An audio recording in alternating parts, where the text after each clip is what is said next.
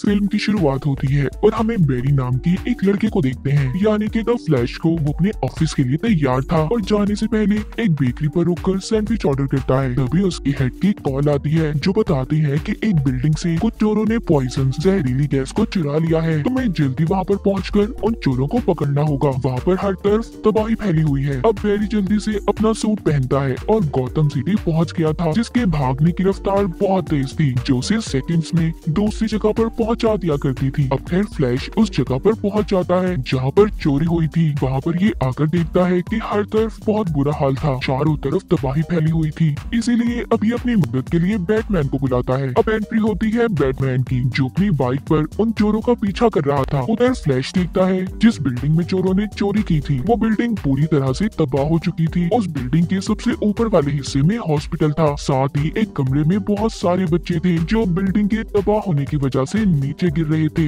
लेकिन फ्लैश अपनी super speed और पावर का इस्तेमाल करके सभी बच्चों को बचाने की कोशिश कर रहा था। यहाँ पर उसकी बैटरी भी लो हो जाती है। तभी उसने हवा में सब कुछ रोक दिया था और एक माइक्रोवेव से कुछ चीजें निकाल कर खाता है, कुछ फ्रिज से खाता है, जिसके बाद उसकी बैटरी चार्ज हो गई थी। अब वो सभी बच्चों को एक एक करके बचाता है। सभी की उसने एक लाइन बना दी थी और फिर बड़े ही आराम से सभी बच्चों को पकड़कर सही सलामत नीचे उतार लेता है। इसके बाद हमें बैटमैन दिखाया जाता है जो उन चोरों का अब तक पीछा कर रहा था। वो अपनी बाइक को टक्कर मार के उन चोरों की गाड़ी के ऊपर चढ़ गया था। अब उन सभी को मार मार के गाड़ी से बाहर निकाल देता है। अब इन्हीं के साथ लड़ाई करते हुए वो उस गाड़ी समेत उस चोर के साथ पुल से नीचे गिर जाता है, जिसके पास पॉइजन जहरीली गैस थी। बैटमैन और वो चोर पुल से लटके हुए थे। तभी यहाँ पर आती है वंडर वुमन, जिसने अपनी रस्सी फेंककर बैटमैन और उस चोर को बचा लिया था। उधर फ्लैश ने भी सबकी जान को बचा लिया था और फिर जिसके बाद उन चोरों को पुलिस के हवाले कर दिया जाता है। इसके बाद बेरी यानी कि फ्लैश दोबारा उसी बेकरी में जाता है और अपने लिए सैंडविच लेकर ऑफिस आ गया था, जहाँ पर उसको बॉस से अब बहुत डांट पड़ती है क्योंकि वो लेट हो गया था। मगर खैर वो ऑफिस में अपना काम पूरा करता है और फिर जिसके बाद उसकी मुलाकात होती है अपनी एक पुरानी दोस्त से जो कि एक वकील थी।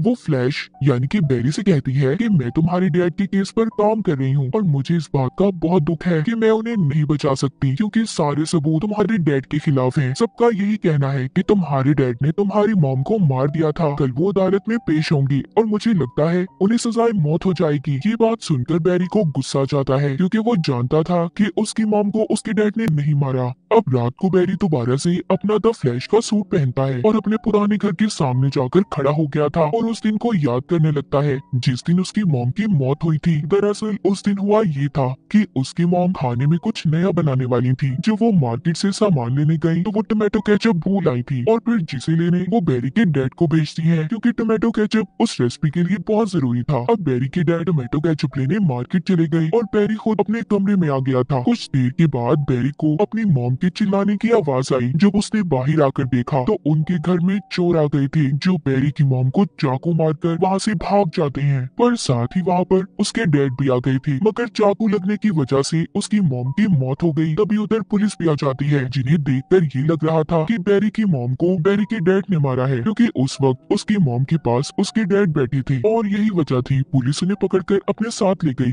अब कहानी दोबारा से प्रेजेंट यानी कि मौजूदा दौर में आती है। बेरी यानी कि जो अब द फ्लैश के रूप में था वो सोचता है अगर उसकी मॉम मरती ही ना तो उसके डैड भी आज पुलिस के पास ना होते।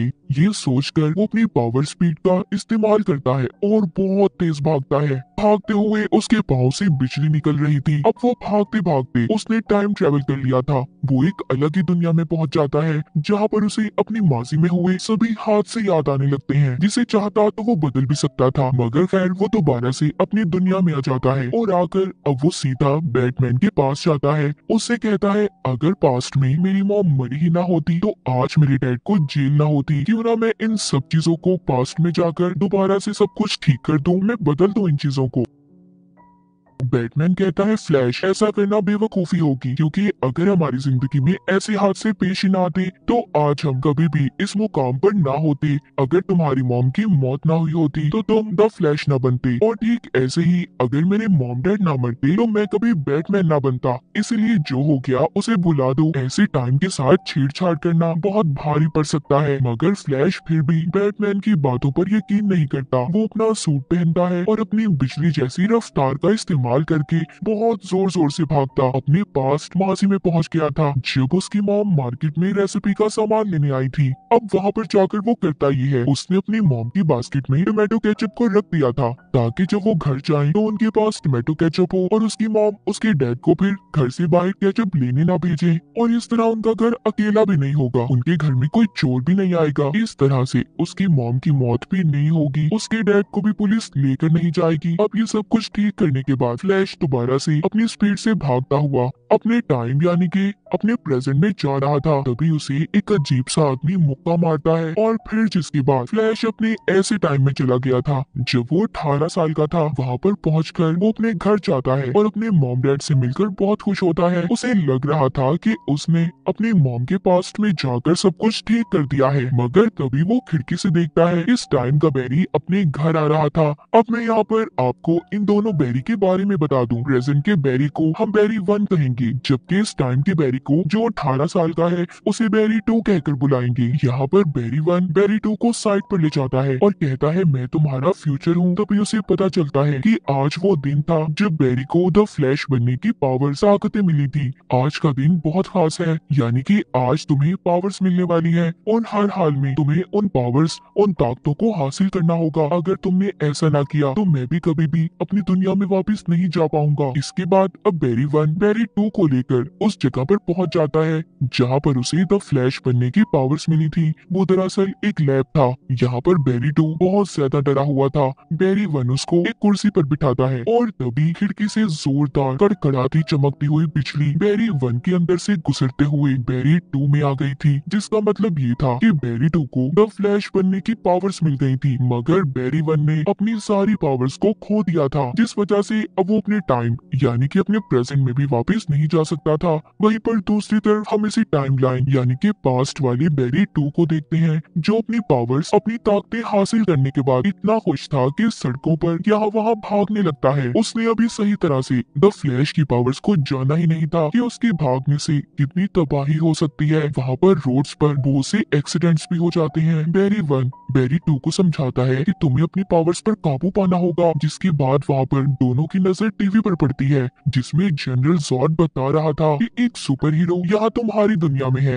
अगर तुमने उसे मुझे वापस न दिया तो मैं पूरी दुनिया को तबाह बर्बाद कर दूंगा। जनरल जॉर्ड की बातें सुनकर बैरी समझ गया था कि ये सुपरमैन की बात कर रहा है। वो सोचता है अगर सभी सुपर हीरोज को इसी दुनिया यानी कि माजी की दुनिया में बुला लिया जाए तो सब कुछ ठीक हो जाएगा। हम सभी मिलकर जनरल जॉर्ड की आर्मी का मुकाबला करेंगे जो सुपर हीरोज का दुश्मन है। क्योंकि बैरी को अच्छे तरीके से याद था, उसने पास्ट में देखा था कि सुपरमैन जनरल जॉर्ड की आर्मी के सामने अकेला पड़ चुका था। उस वक्त बैरी भी अपने द फ्लैश के रूप में था, लेकिन वो सुपरमैन को ना बचा सका क्योंकि उस वक्त उसे नई नई पावर ताकतें मिली थी। अब ये सब कुछ जानने के बाद बैरी 1 यानी कि प्रेजेंट से आया हुआ फ्लैश यहाँ पर सभी हीरोज के बारे में सर्च करने लगता है, जिससे उसे पता चला था कि इस दुनिया में तो सुपर हीरोज का कोई अता पता नहीं है कि वो कहाँ पर है। वंडर वुमैन को तो इस दुनिया में किसी ने देखा ही नहीं, और जबकि एक्वामैन तो इस दुनिया में पैदा ही नहीं हुआ। तभी यहाँ पर बैरी 2 बैरी 1 को बताता है कि गौतम सिटी में एक बैटमैन रहता है,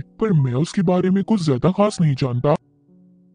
अब ये उसे वहाँ पर अपने साथ ले गया था, जहाँ पर जाकर बैरी 1 एक बहुत पुराने बैटमैन से मिलता है और उससे सुपरमैन के बारे में पूछता है। बैटमैन बताता है बहुत सालों पहले एक एलियन बच्चा एक पॉट में जमीन पर आकर गिरा था, मगर साइबेरिया की एक क्रिमिनल टीम उसे उठाकर ले गई और मुझे लगता है इस दुनिया का वो ही सुपरमैन है। ये सुनकर बैरी कहता है तो फिर तो हमें किसी भी हाल में उसे बचाना होगा, क्योंकि जनरल जॉर्ड जमीन पर आ गया है। अगर उसे रोका ना गया तो वो पूरी दुनिया को बर्बाद कर देगा और सुपरमैन के बिना तो हम जॉर्ड को भी नहीं हरा सकते। अब ये तीनों बैटमैन को लेकर उसके बैट स्पेस में बैठकर उस फैसिलिटी तक पहुंच जाते हैं जहां पर सुपरमैन को कैद किया गया था। उधर पहुंचने के बाद अब ये वहां पर सबको एक एक करके मार रहे थे। बैरी 1 ने अपने द फ्लैश का सूट बैरी 2 को दे दिया था, क्योंकि इस वक्त पावर्स इस दुनिया की बैरी 2 के पास थी। वहाँ पर सभी सोल्जर्स फ्लैश को मारने वाले थे। उसके सामने बैरी 1 आ जाता है, मगर इस दुनिया के फ्लैश यानी कि बैरी 2 ने प्रेजेंट के बेरी को बचा लिया था। बेरी की हालत यहाँ पर बहुत खराब थी, उसे उल्टी आने लगती हैं। तभी यहाँ पर एंट्री लेता है बैटमैन। उसने एक एक करके सभी सोल्जर्स को मार दिया था। फिर अब ये तीनों उस जगह पर जाते हैं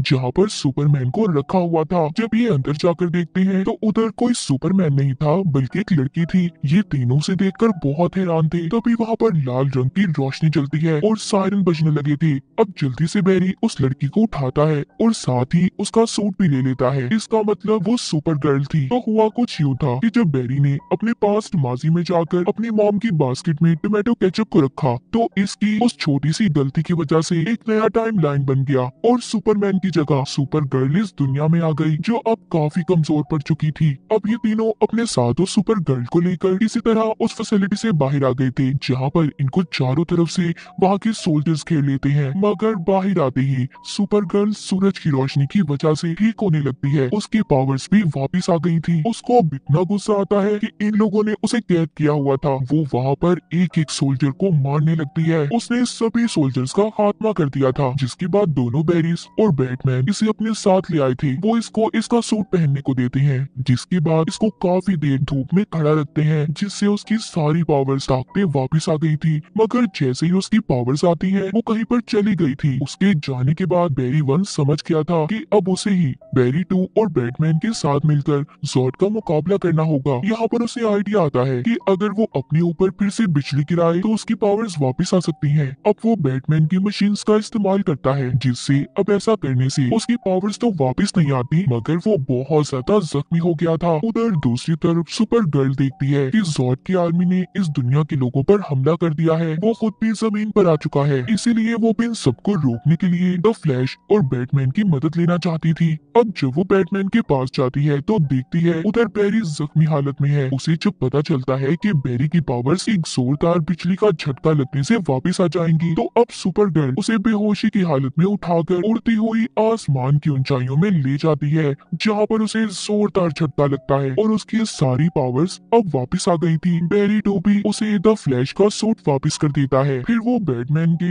एक पुराने सूट पर लाल रंग का पेंट करके अपने लिए भी एक सूट बना लिया था। अब ये सभी मिलकर ज़ॉर्ड का मुकाबला करने के लिए तैयार थे। ये सब अब शहर में तबाही को रोकने के लिए निकल जाते हैं जिसमें सुपर गर्ल ज़ॉर्ड के सभी स्पेसशिप्स को अपनी पावर से तबाह कर रही थी जबकि दोनों द फ्लैश मिलकर बैटमैन के साथ ज़ॉर्ड की आर्मी को मार रहे थे। अब सुपर गर्ल ज़ॉर्ड के साथ एक लंबी लड़ाई लड़ती है। दोनों एक दूसरे पर भारी पड़ रहे थे। सुपर गर्ल अपनी आंखों से तेज लेजर लाइट रोशनी निकालती है मगर ज़ॉर्ड उससे ज्यादा ताकतवर था। उसने सुपर गर्ल को इस लड़ाई में हरा दिया था जिस वजह से उसकी मौत हो जाती है। इस लड़ाई में बैटमैन भी मारा गया था जिसके बाद दोनों बेरीज यानी कि दोनों फ्लैश मिलकर ये फैसला करते हैं कि वो दोनों पास्ट में जाएंगे जहाँ पर ये सुपर गर्ल और बैटमैन को दोबारा से जिंदा कर सके।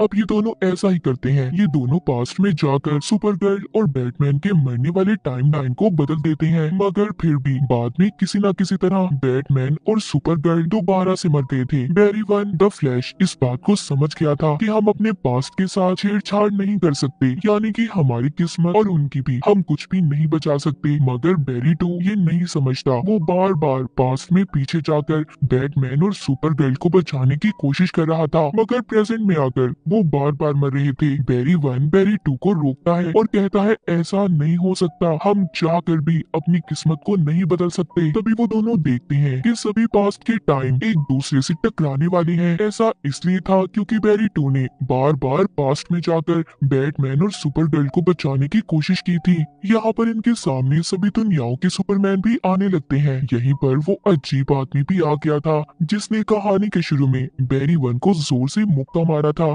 जिस वजह से वो अपनी इस पास्ट की दुनिया में फंसा था। दरअसल ये अजीब आदमी कोई और नहीं बल्कि बेरी 2 का फ्यूचर था जो कि हजारों सालों से बैटमैन और सुपर गर्ल को बचाता आ रहा था मगर फिर भी ना बचा सका। बेरी 1 उसे भी मना करता है कि ऐसा मत करो, हम किसी भी चीज को नहीं बदल सकते। लेकिन फ्यूचर 2 के बेरी का दिमाग अब खराब हो गया था। वो बेरी 1 पर अपने हथियार से हमला करता है लेकिन तभी उसके सामने इस दुनिया का बेरी 2 आ जाता है जिसको वो हथियार लग गया था और वो वहीं पर मर जाता है। अब क्योंकि बैरी 2 ही नहीं बचा था तो इस वजह से उसका फ्यूचर भी खत्म हो जाता है और जितनी भी दुनिया आपस में टकराने वाली थी सब ठीक हो जाती है। जिसके बाद अब एक ही बैरी बच गया था, यानी कि बैरी 1 द फ्लैश। वो सोचता है कि अगर वो अपनी मॉम को मरने देगा तो सब कुछ बिल्कुल ठीक हो जाएगा। वो अपनी स्पीड से भागकर उसी पास्ट के टाइम में पहुंच जाता है जब उसने टोमेटो केचप को अपनी मॉम की बास्केट में रखा था। इस बार ये उसे उठाकर दोबारा से शेल्फ पर रख देता है, मगर उसके डैड की कोर्ट में पेशी थी जहाँ पर वकील को एक वीडियो मिलती है। ये उस वक्त की थी जब बैरी की मॉम की मौत हुई और उसके डैड टोमेटो केचप लेने मार्केट में आए हुए थे। अब जब वो टोमेटो केचप को ऊपर वाली शेल्फ से उठाने लगते हैं तो उनका चेहरा भी वीडियो में आ गया था, जिससे ये बात साबित हो गई थी कि उस वक्त बैरी के डैड घर पर नहीं थे। उन्होंने बैरी की मॉम को नहीं मारा था और इस वजह से बैरी के डैड को छोड़ दिया जाता है।